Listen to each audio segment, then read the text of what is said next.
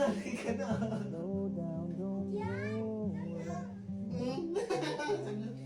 Kapatid ko to eh. Fish mom? Fish mom? Another one? Yoo-hoo! She's happy. Baby! Baby! Boy! Yes! One more! Can you say baby? Boy! Yes! We're pregnant! Buntis si Kailin. Naaalala ko yung time na hawak-hawak niya yung pregnancy test mo. Tapos tinataas niya yung kamay niya. Ang Kasi cute, she eh, no? knows na, Mommy, Daddy, I'm having a baby brother. Finally. Ayan na naman. Paano pag baby sister? Kahit ano, ayoko nang masaktan.